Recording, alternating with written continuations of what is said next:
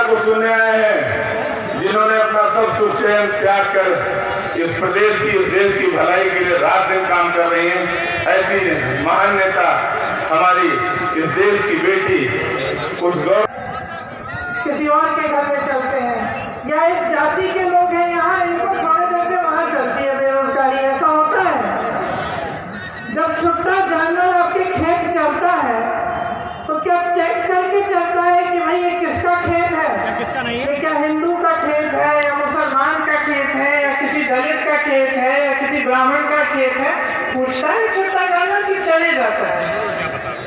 नहीं पूछता ना।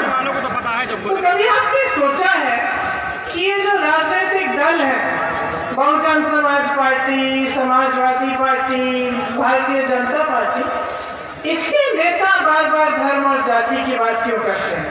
कभी पूछा आपने अपने आप से? आखिर नेता का क्या काम होता है? सेवा करना, विकास लाना। तो क्या जब विकास लाएंगे, जब बिजली का तार डलेगा तो क्या ये बिजली चुन चुन कर जाएगी लोगों के घरों में? क्या ये बिजली किसी धर्म के घर में आकर टिक जाएगी या सबके घरों में जाएगी? क्या ये सड़क जो इनको बनानी है, क्या ये कुछ ही लोगों के लिए सड़क बनाएंगे कि सब चलेंगे इस सड़क पे?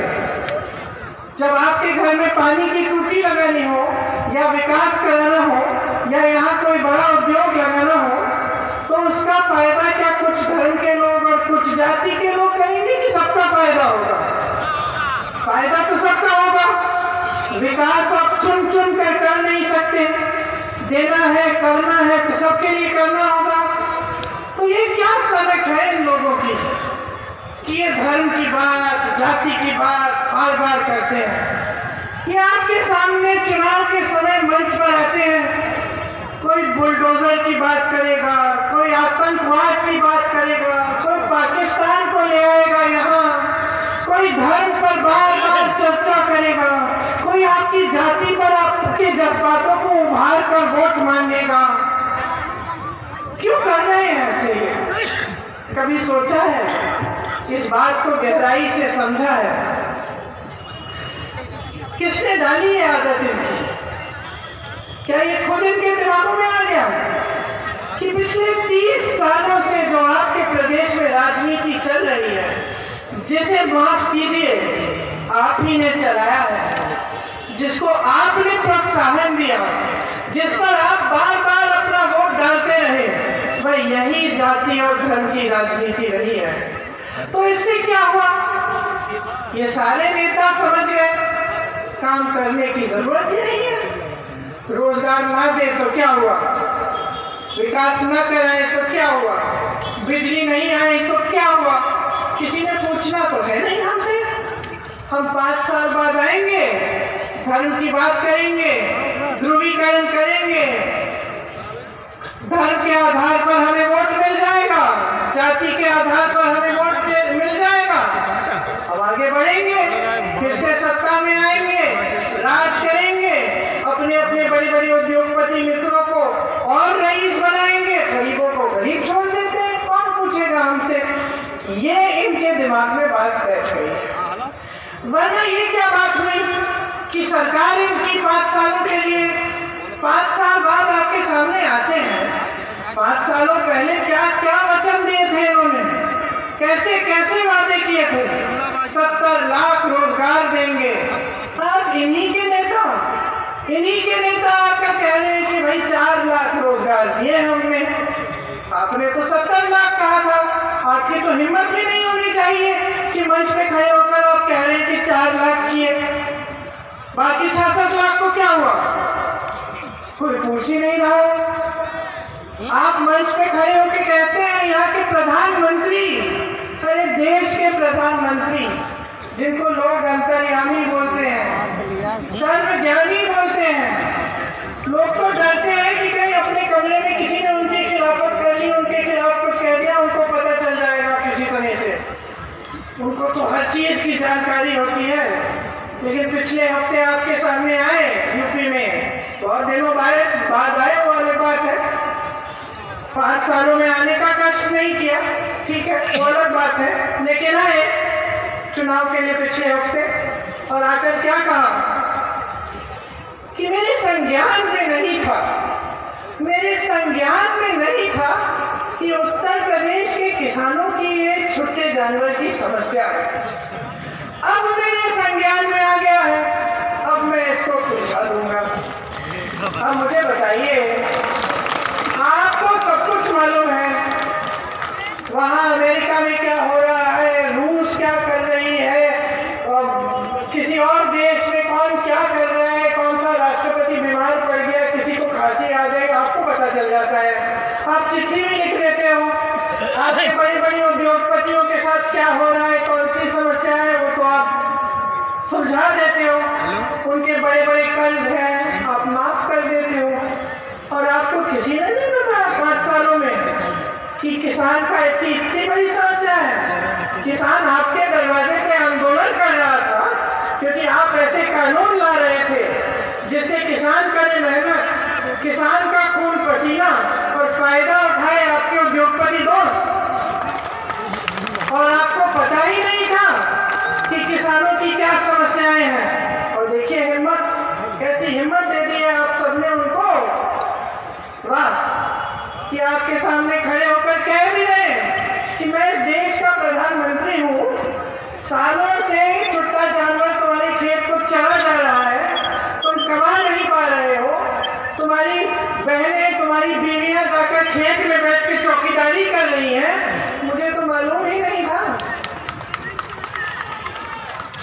ये हिम्मत दे दी आपने इनको, आपने इतनी बड़ी हिम्मत दे दी कि प्रधानमंत्री जी ने कहा कि मैंने एक वीडियो देखा, उस वीडियो में एक बूढ़ी अम्मा कह रही थी कि मैं तो मोदी जी को ही वोट दूंगी। तो पत्रकार ने उससे पूछा कि क्यों? उन्होंने कहा कि मुझे तो मोदी जी राशन देते हैं, मैंने तो मोदी जी की नमक खाई है, मैं उनके साथ गद्दारी नहीं करूंगी। और 2-3 बार बोला उन्होंने। मैं आपसे पूछना चाहती हूँ कि जब नेता की ये मानसिकता हो जाती है कि जनता उसकी नमक खा रहा है, तो क्या होता है देश प्रदेश को? नेता जनता का नमक खाता है।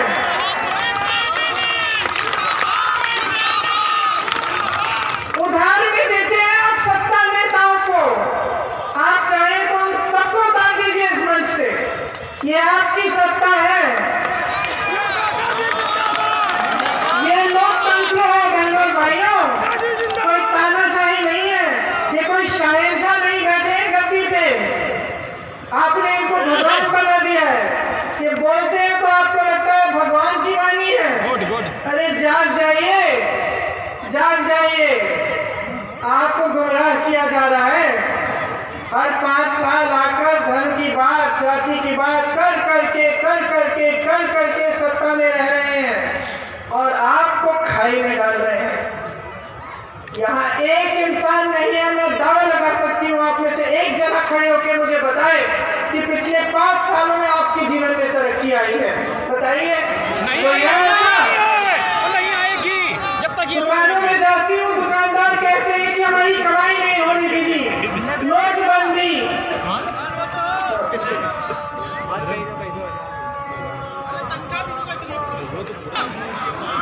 कि मैं दुकानों में जाती हूँ, दुकानदार कहते हैं कि कमाई नहीं हो रही है, जीएसटी, नोटबंदी, कोरोना के लॉकडाउन से उनकी कमाई खत्म हो गई, कोई राहत नहीं आई। किसानों को की इतनी बड़ी समस्याएं हैं, छुट्टे जानवर की समस्या है, धान गेहूं गन्ने किसान की मौत हो गई। उसके परिवार ने मुझे बताया कि बहुत समय बाद बारिश आई थी, उसने सोचा कि खेती अच्छी होगी। केंद्र में सरकारी वितरण केंद्र बंद था, प्राइवेट में गया, लाइन में खड़े हो गया, उसने सोचा लाइन छोड़ूंगा तो हो सकता है खाद नहीं मिलेगी। 2-3 लाख का कर्ज था, हटा नहीं लाइन से, 3 दिन खड़ा रहा, तीसरे दिन उसकी मौत हो गई। ये समस्याएं हैं किसानों की। मेरी बहनें बैठी हैं, अत्याचार पर अत्याचार हो रहा है इन पे, इनकी कोई सुनवाई नहीं है, कोई सशक्त करने की बात नहीं करता। आज सरसों का तेल एक बोतल 250 रुपए की मिल रही है, क्या कैसे आगे बढ़ाएंगे अपने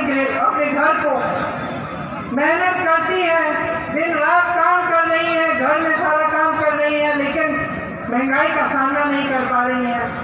नौजवान भाई बहन है मेरे बेरोजगार बैठे हैं।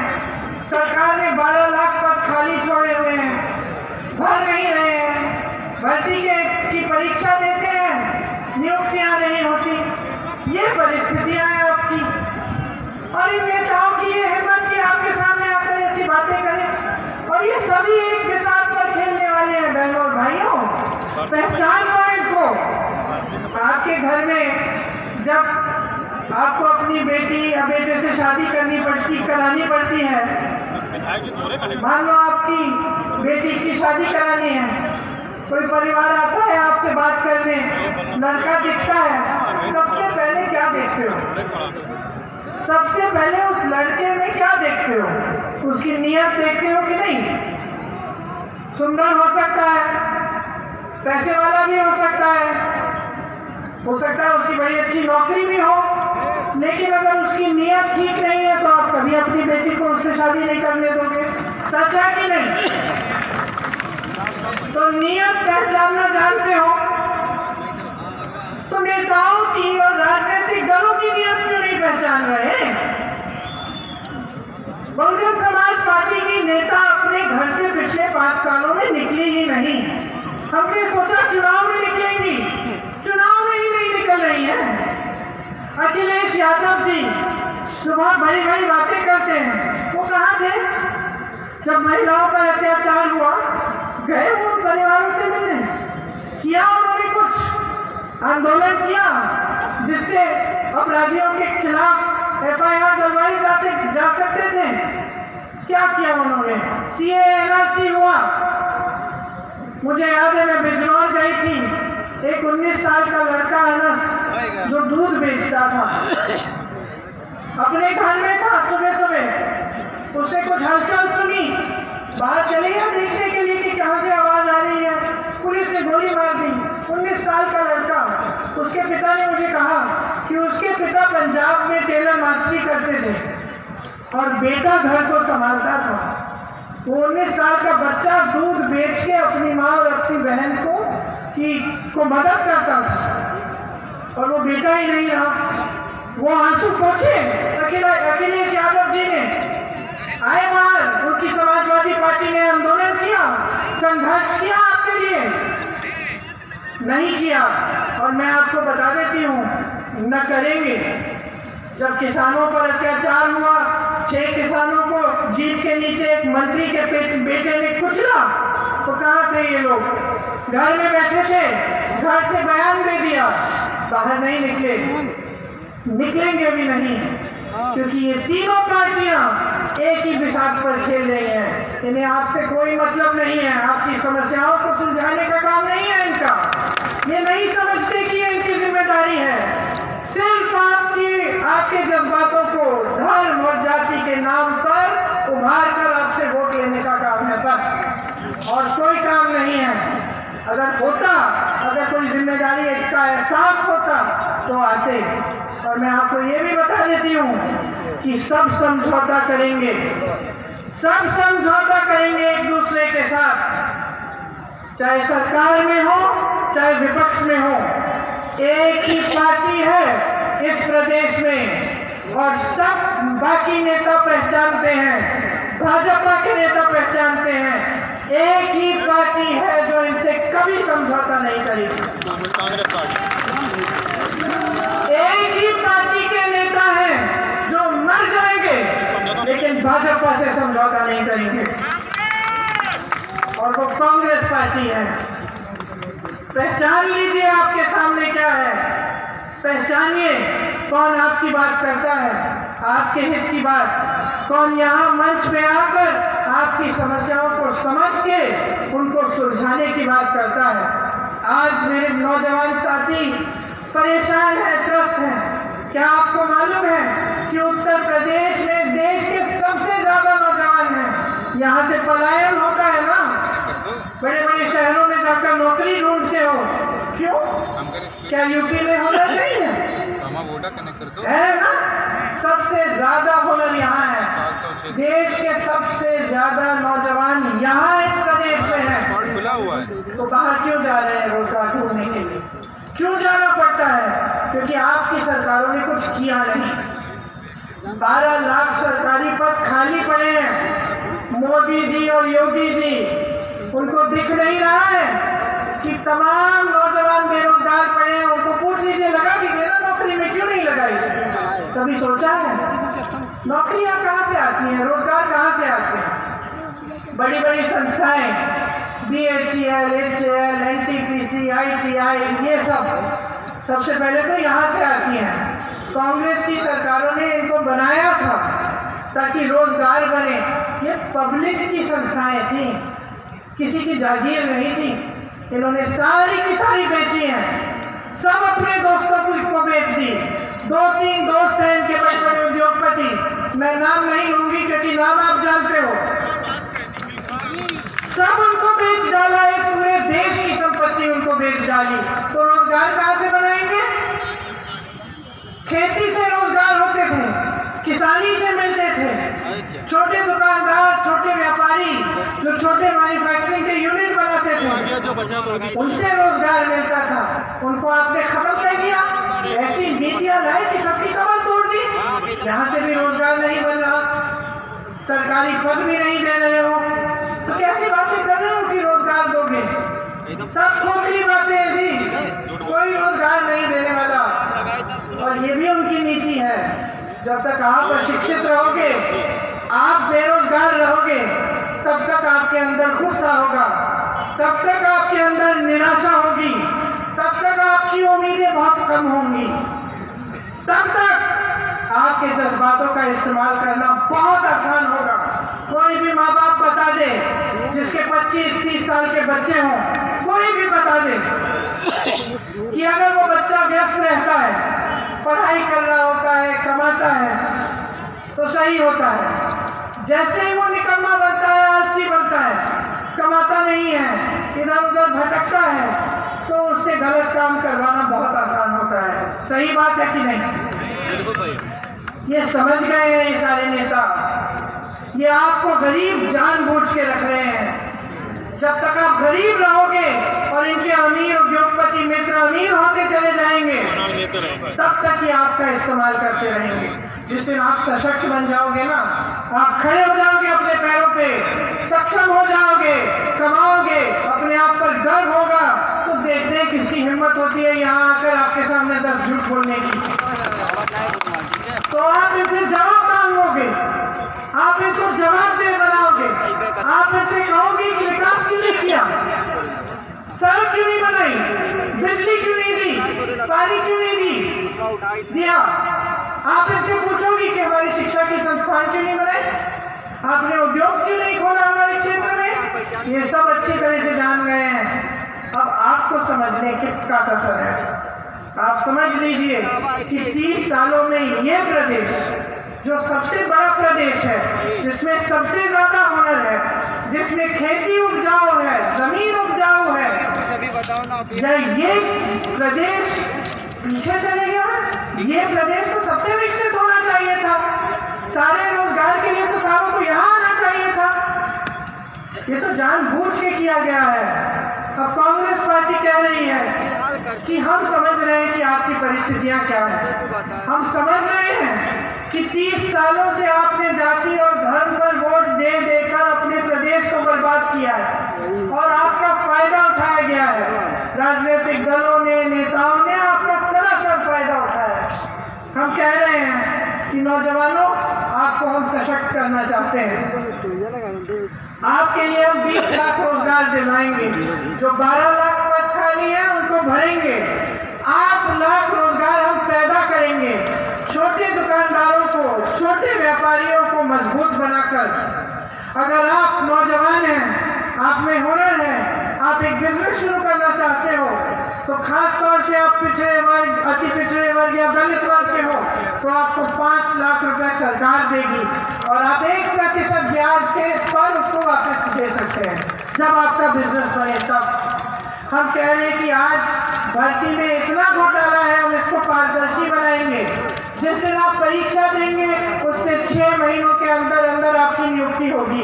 कानून लाएंगे, एक जॉब कैलेंडर बनाएंगे, उसमें परीक्षा का दिन, रिजल्ट का दिन, नियुक्ति का दिन लिखा होगा। कोई इधर उधर करेगा, उसमें भ्रष्टाचार करेगा तो कानून लाएंगे कि उस पर कार्रवाई हो। हम अपनी बहनों से कह रहे हैं, आपकी सेहत, आपकी शिक्षा के लिए पूरी योजना बनाई है हमने। छात्राओं को मुफ्त मोबाइल, मुफ्त स्कूटी, आपको 3-3 गैस सिलेंडर, ये तो ठीक है, ये तो आपका हक है, लेकिन इससे बढ़कर हम आपको सशक्त बनाने का काम करेंगे। 40% जितनी भी सरकारी रोजगार हैं आपको मिलेंगी पहले के आरक्षणों के तहत।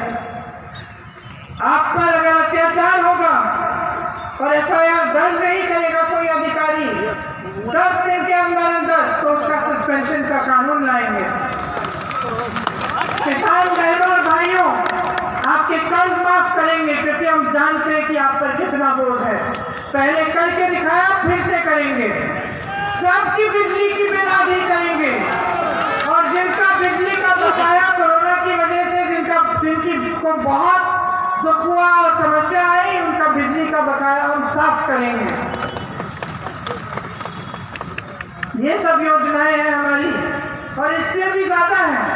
किसानों के लिए गेहूं और धान 2500 रुपए में मिलेगा।